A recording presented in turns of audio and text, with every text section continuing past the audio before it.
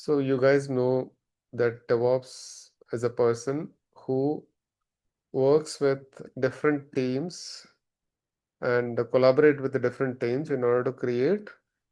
The first thing is the infra required for different people within the organization. For dev, also it is a common goal, that is a compute which is required plus other resources like your database, your storage, or any other component which is required in AWS cloud or any cloud or private cloud. You are responsible, DevOps engineer is responsible for creating all the required infra. So required infra cannot be created manually because DevOps goal is automation. So the infra creation must be completely automated. For that, you require some tools. It could be cloud native tools or cloud agnostic tools.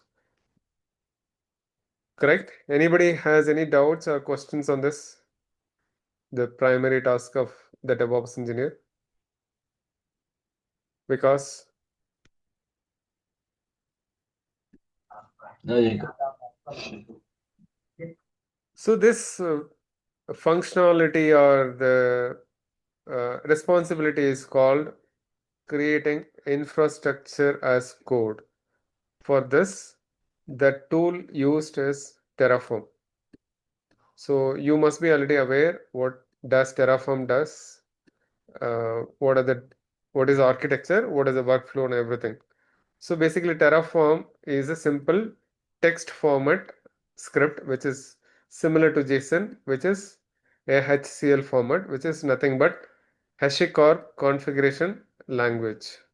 When we say configuration language, it means you're trying to define what configuration is required on your remote server, whether it is an EC2 instance, whether it is your S3 bucket, whether it is your RDS instance.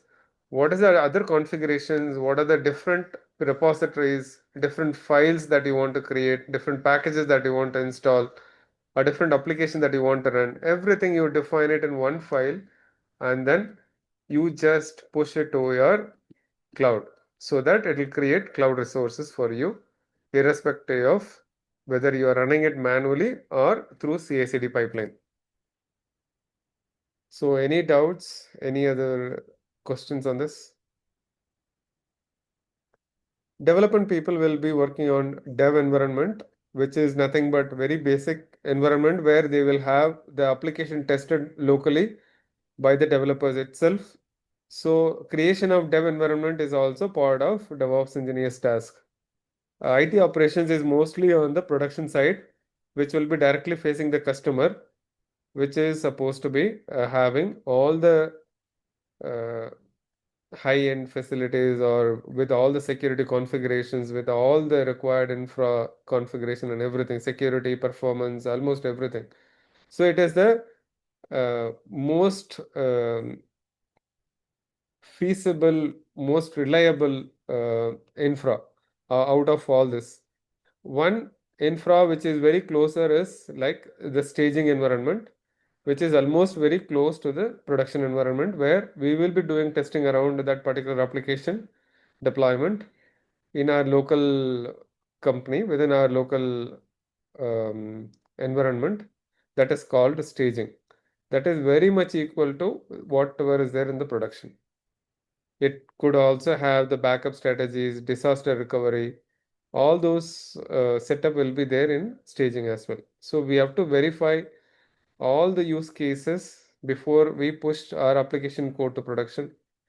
So before staging, we'll be mostly having a QA environment, which is nothing but functionality testing will be done by the QA engineers. Non-functionality testing will be done by QA engineers.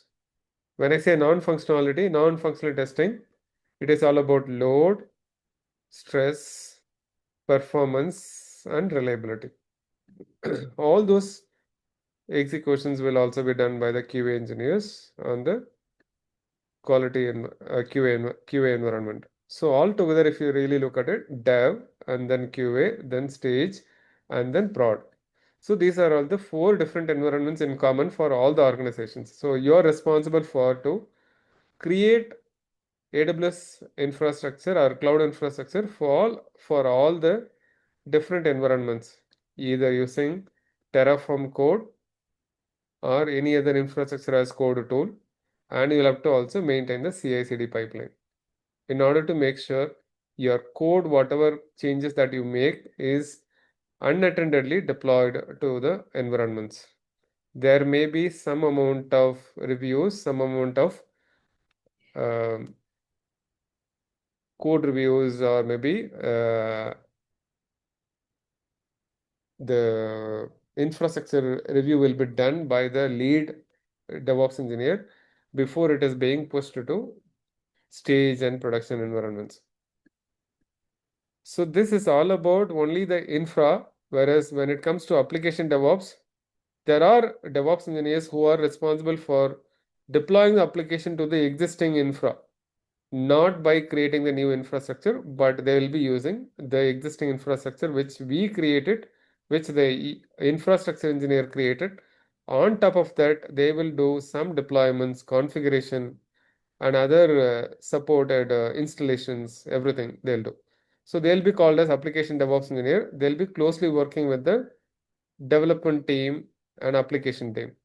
So they'll have very deep depth knowledge about the application itself. What are the different modules they have? What are the different features that it has? How it is interacting with the different features? How the customer is accessing? What are the logs it has? So many other informations you will also get to understand, and you will be working closely with them to create auto scaling features for the application level and some monitoring solutions for the application. So any questions on the high level introduction of infra DevOps and application DevOps engineer? No, Shankar. Okay, good. Srini or Vikas,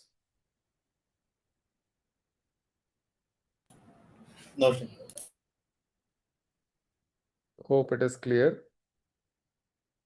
Okay, so out of these tool chain, uh, we have already covered a little bit of GitLab.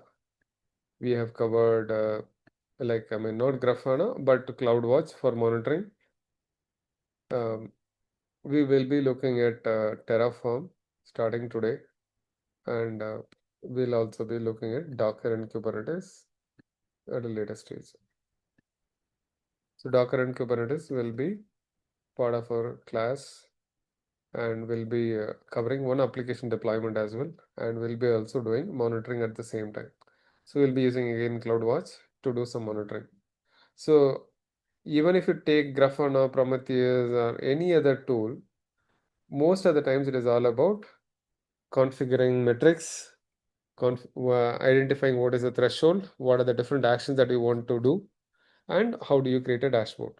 That's all at a high level. There is no difference at all with respect to the functionalities that we'll be using. Okay. Any questions, anyone?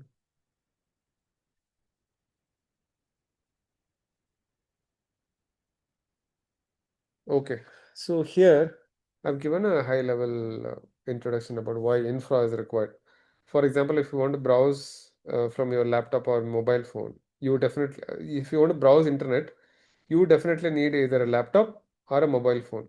And on top of that, you should have the operating system installed as well.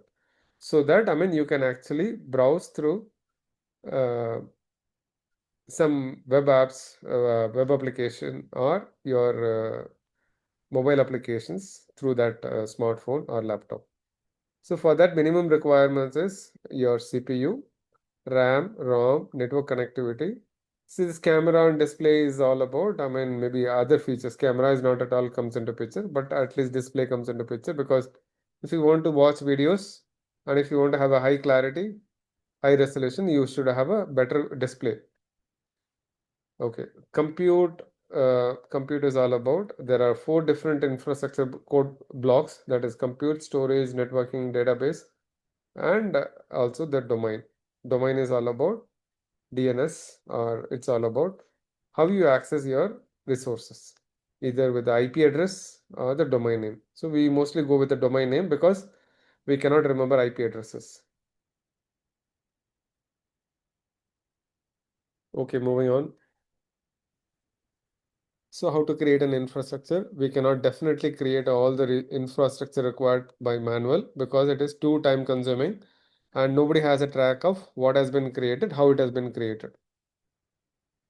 So we can use CloudFormation template or ARM template, which is cloud native. Sorry, which is yeah, cloud native. For AWS, it is CloudFormation. For Azure, it is ARM templates. Similarly, we have different templates for different cloud. So we can also use Python and AWS CLI by writing Python Boto scripts. We can write Python automation, but again, it is just an extra layer on top of your available uh, interfaces. Like say Terraform is much simpler to even automate things very quickly rather than writing Python scripts. It depends on, I mean, see if your company has some other interface, some other API that uses Python to connect to your AWS cloud or any other cloud. If they have any other application in between to interact with the different clouds, then you may have to think about learning Python as well. Okay.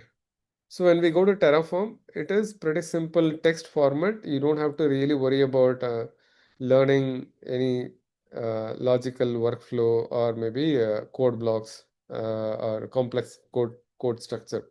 It is a simple code block where you can just define all the required resources. It is it is called a declarative language. I have already explained what is declarative language. You define what you want to create.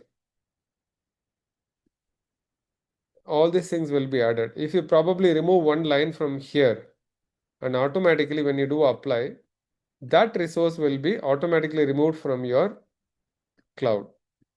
So hope you understand this one. So as soon as you add a new line, new resource, it gets created here. And in the same Terraform file, if you remove a particular resource, that particular resource information from the file, automatically it is getting removed from your cloud as soon as you do a Terraform apply. Okay, is it clear? That is why it is called declarative language. You declare what you want and what you don't want. If you don't want, you just remove it, it will be automatically removed. So if you do it manually, what is the problem? So collaboration is not possible because I mean everybody will be working on their code and there is no collaboration possible because we are not doing any code maintenance, code repository. And there is no tracking possible because nobody has an idea who has made what changes when it has been deployed to the cloud. What are the different resources it has created?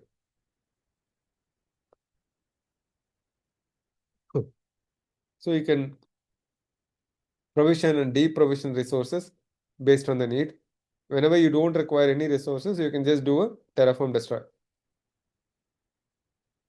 So you just need to have a basic understanding of JSON and YAML.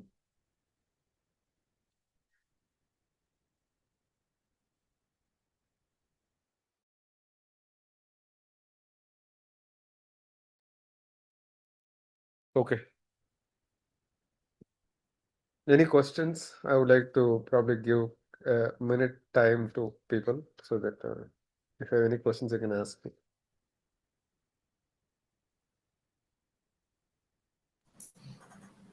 Nothing from my side. Okay. I'm moving on to the Terraform in architecture.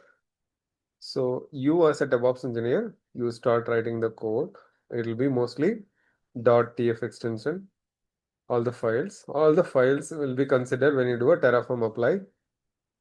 And before that, you need to make sure you do a Terraform init, Terraform plan to understand everything is perfectly fine. Whatever you're applying is what you expected.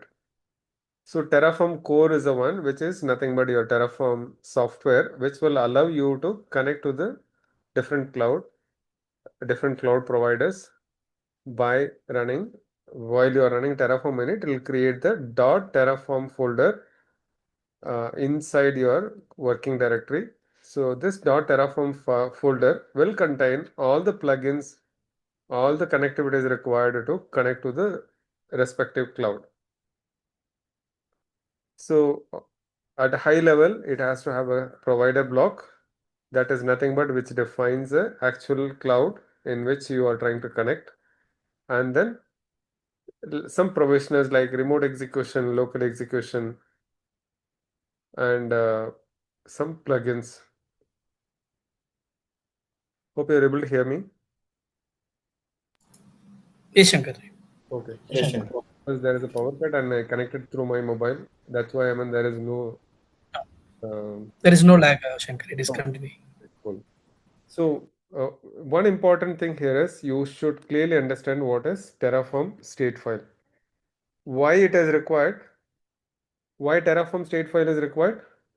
Because in order to maintain the current state of the infrastructure, whatever is created in your cloud. Resources created. So as soon as the resources are created by your Terraform core, what it does is it creates it and then it updates your Terraform state file either locally or if it is in S3 bucket, it updates this Terraform state file so that all your information, all your resource information is updated in the state file so that it can refer to the state file whenever you apply next time. So it will do a comparison of whatever file you have locally with the Terraform state file and understand whether any changes required or whether any deletions required or any new additions required. Everything it will decide based on the comparison with the current state file. So overall, only this is the architecture. There is nothing much is required with respect to Terraform. Any questions? So when we start Terraform apply, the state file will be created that time or after created all the resources in the cloud then? So it is basically after all the resources are created, it will create the state file. In case if First something time. goes wrong in the middle, it will not create because it will not have the clarity. So it has to successfully complete your Terraform apply. Then only the state file will be created. Okay. Okay. Any more questions? Say for example, even if you want to delete some of the resources from Terraform state file, or if you want to play around or tweak your Terraform state file, it will definitely affect your execution. So, maintaining a Terraform state file in a proper stage is very, very critical in the organization. Even if you are creating a S3 bucket to store your state file, you are supposed to keep it very safe so that it is not removed or modified by anybody within the organization. Hope it is made clear. Any doubts? No, no. Okay. Moving on to the next slide. So, Terraform workflow. What is the different stages that we need to go through in order to apply your changes to the cloud? So init is the one which actually initializes all the plugin in your working directory or on your uh, remote machine from where you are running your Terraform scripts. Say for example, if you're running your scripts from your GitLab runner, that is your remote machine, right? If you're running on the remote machine, it will initialize all the it will initialize all the plugins on the working directory of the remote machine, which is nothing but your Docker container on the GitLab server. So we'll probably talk about GitLab server, GitLab runner, GitLab executor when we go to GitLab CI pipeline for infra creation. So at this moment, you can think about only your Git bash, which is your interface for executing your Terraform code. Clear? Then what you are going to do is you are going to validate your scripts because writing Terraform scripts, you never had an experience. So you want to validate your code so that you check if everything is fine or not. That basically does just a validation. There's nothing much. Then you do a plan, Terraform plan, where you will validate what will happen when you do apply. So basically it gives you an understanding of what it is going to do when it is applying, when it is creating the resources. Before it creates the resources, you can understand what resources are going to be updated, created, modified, and deleted. Okay, Terraform destroy is always at the end when you are finished with your uh, testing, deployment, your application deployment with the customer, you can do a destroy. In many cases, you will end up creating multiple environments for people. So like I said in the first slide, you will end up having different environments for different teams like dev, QA, staging, and some people will ask you to create one more uh, resource, one more environment just for another round of testing. So that you can immediately destroy by running Terraform destroy command, and you can also save a lot of money for a company. Instead of manually removing, destroying all the resources, you can destroy by just a click of a button. Okay, any questions on this? No, Shankar. Okay. So we'll talk about different code blocks which is there in your Terraform. So provider code block, resource code block, variable code block, data code block, and output blocks. So all these blocks are very much important, and at a high level, not more than these blocks are required if you really look at it.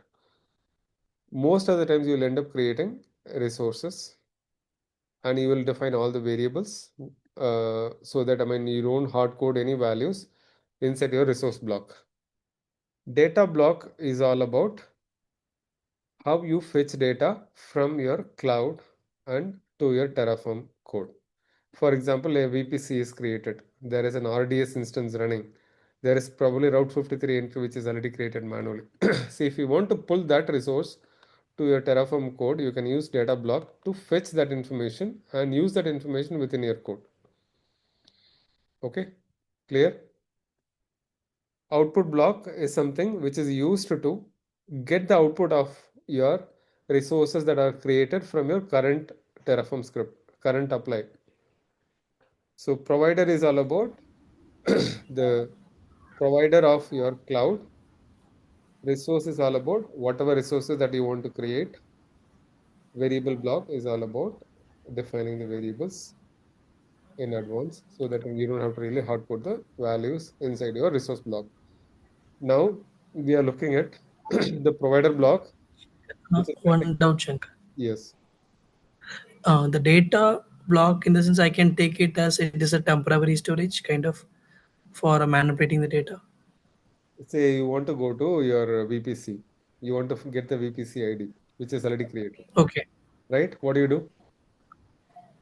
You go to AWS console, log into AWS console, go to AWS console, go to your region, go to the particular default VPC and copy the VPC ID, right? Correct. Yeah. The same thing, you're doing it from Terraform blocks. That's all. Okay. You're basically fetching the information, okay? Mhm.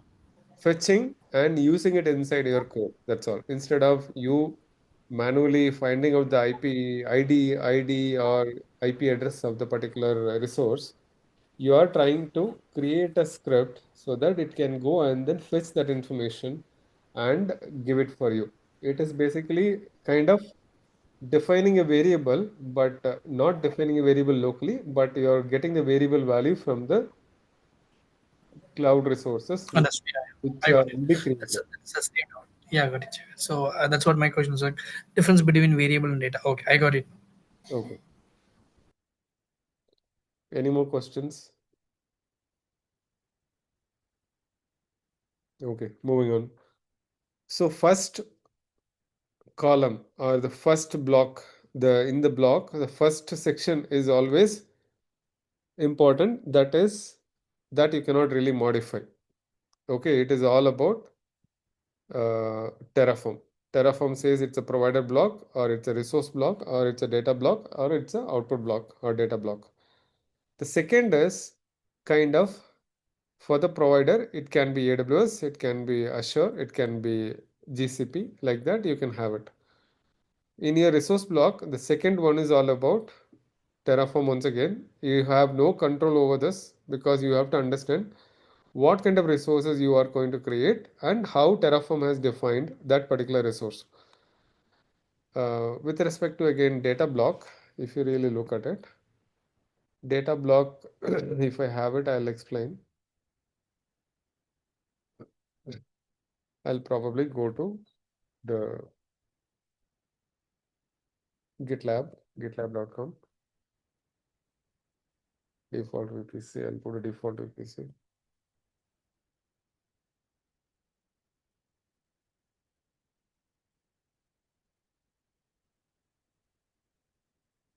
I'm going to default VPC and opening the main.tf file.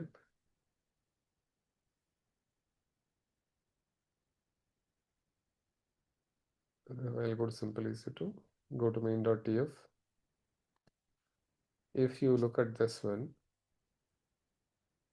you have a data block and the second column is always again fixed, that you cannot modify it. It is based on whatever resource that you want to pull from or fetch from AWS cloud, that you have to mention. The third one is your own variable definition. It could be based on your name, based on your interest, whatever you want to give, you can give it. X, Y, Z also you can give. You can also give ABC, but you are supposed to use the same name when you are calling the object. AWS data.aws underscore VPC dot XYZ if you have defined XYZ here. Okay, clear? Yes, Shankar. Okay. So rest of the information, whatever is inside that you are passing. So you heard about must variable and optional variables, right? So must variables should always be defined here. The optional variables can be defined or can be created later. So you should always define the must variables. For example, for EC2 instance, what is required? It will be mostly uh, your AMI ID, security group, instance type, like that. I'll show you that here. So if you look at it, AMI ID, instance type, subnet ID, security groups, all of these informations are required in order to create a EC2 instance.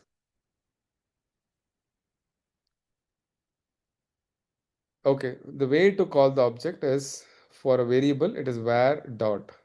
If the variable is already declared, it will use that variable value. If it is defined with a default, then it will use a default value. So here we have not defined any variable. We have defined variable inside the vars, EC2 vars Amazon.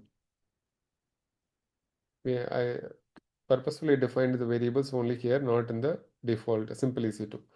So here you can see that there is a variable which is declared and then you have a default value.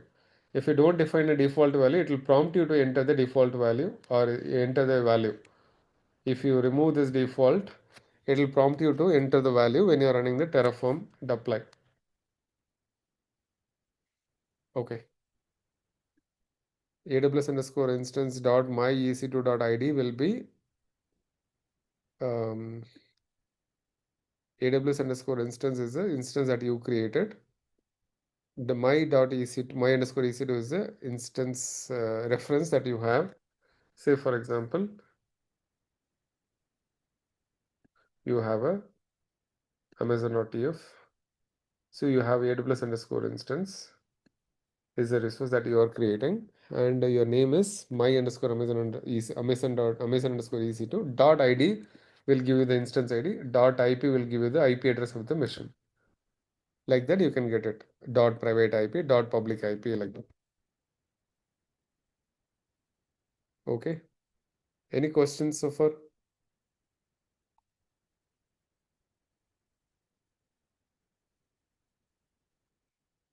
Okay, I would like to stop the recording for now.